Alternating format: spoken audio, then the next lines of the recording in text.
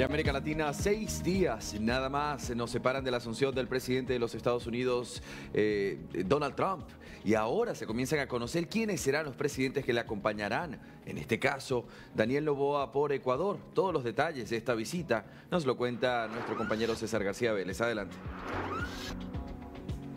Y con un dato histórico, Andy, porque se señala que sería el primer presidente ecuatoriano en funciones que estaría presente en una asunción de un presidente de los Estados Unidos. Lo vamos a analizar a continuación junto a Jorge Mora, analista internacional.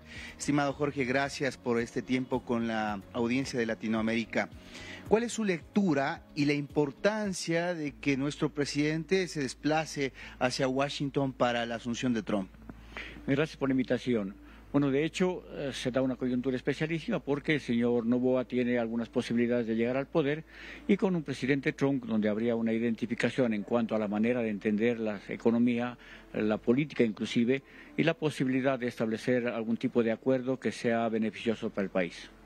Muchos han señalado que no había mayor diferencia entre si Trump o Kamala llegaban al poder por las relaciones recientes que ha tenido Estados Unidos con Latinoamérica, que no hay mayores intereses en muchos sentidos. Sin embargo, por esta cercanía que usted señala entre la visión que tiene Daniel Noboa y Trump, ¿cuáles podrían ser los beneficios en ese sentido? Bueno, de hecho hay algunas diferencias sustanciales.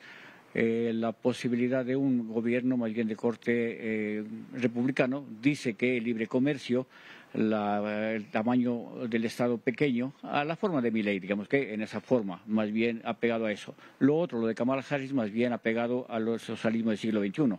En esa medida, yo creo que el impulso al libre comercio está dado y yo creo que se dan las condiciones necesarias. Me parece que inclusive en la primera presidencia de Trump, cuando había otras condiciones con el señor Palacio como presidente, ya se dieron algunos acuerdos y algunos avances importantísimos. Claro, luego con el gobierno de Correa esto se quedó en la nada, porque había más bien un interés de corte ideológico, que eso impidió esta negociación. Somos el único país de la costa pacífica que no tiene acuerdo y estamos siendo Estados Unidos nuestro primer socio comercial, es decir, hemos desperdiciado el tiempo sin tener un acuerdo que sería muy beneficioso para nosotros.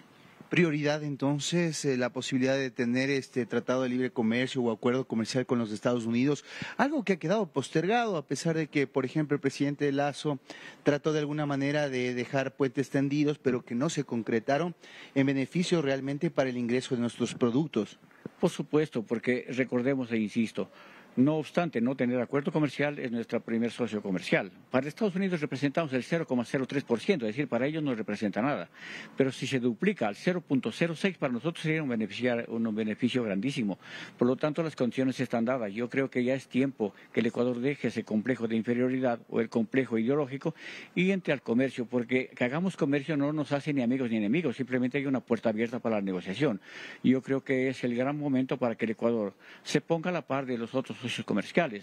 Perú, Colombia, México le están sacando una gran ventaja y nosotros estamos entregando nuestra no comercio a raíz de un tipo de prejuicio o de temor para que nos vaya a ir mal. A la larga no, hay una gran oportunidad y creo que inclusive para la política del señor Donald Trump, que dice que no a la migración, no se daría la migración si se dan fuentes de empleo.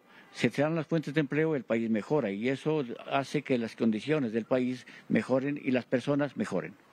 En otro sentido, y no menos importante, me parece incluso prioritario para el Ecuador, la lucha contra el narcotráfico y la visión que tienen los Estados Unidos y Donald Trump en ese sentido.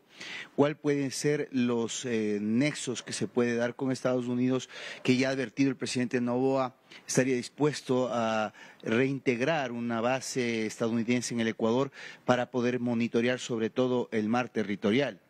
Aquí tendría que más bien tener algún tipo de contradicción con lo que plantea el señor Trump o el señor Noboa. Yo creo que el narcotráfico solamente se podrá combatir en la medida que no exista demanda. Y entonces la tarea le corresponde a Trump dentro de Estados Unidos, no fuera. Y recordemos que Colombia, teniendo bases militares de los Estados Unidos, tampoco ha podido controlar el narcotráfico. Es decir, eso habrá que repensarlo. Y yo creo que el narcotráfico hay que repensar la fórmula y la forma. ¿Es importante la oferta o la demanda? Esa es la primera pregunta, señor Donald Trump. Y en la otra medida, el señor Noboa también tendría que hacer algún tipo de análisis histórico para saber si la base de demanda sirve o no sirve para contrastar el narcotráfico. Eso me parece que hay que repensar. No, las fórmulas anteriores, si sigues haciendo lo mismo, vas a fracasar. Y es una deuda pendiente de los gobernantes de Estados Unidos. Ellos tienen que pensar que el principal problema del narcotráfico es la demanda que ellos generan. Y mientras haya demanda, va a haber oferta, eso es indudable. Así que les toca repensar ese asunto. Geopolíticamente, y sería mi última pregunta, ¿cómo queda Latinoamérica con esta visita, por ejemplo, de Daniel Noboa, que muestra claramente una conexión y una coordinación con Donald Trump, así como el presidente Milei de Argentina, que pues es uno de los más próximos desde su círculo más interno? En ese sentido, ¿pueden servir de liderazgos fuertes para poder tener sanas relaciones que aporten al desarrollo latinoamericano? Mire, a la larga las ideologías le han hecho mucho daño al mundo. Cuando nos hemos puesto como enemigos ideológicos no ha pasado absolutamente nada. Es mejor tener amigos.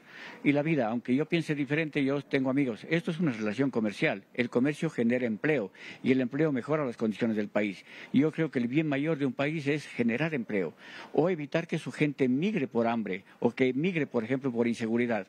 ¿Qué cosa más interesante tener empresas, las MIPYMES? Porque mire, en el primer acercamiento del Ecuador hacia los Estados Unidos, siendo ellos nuestro primer mercado, el 70% de nuestro comercio lo generan las pymes.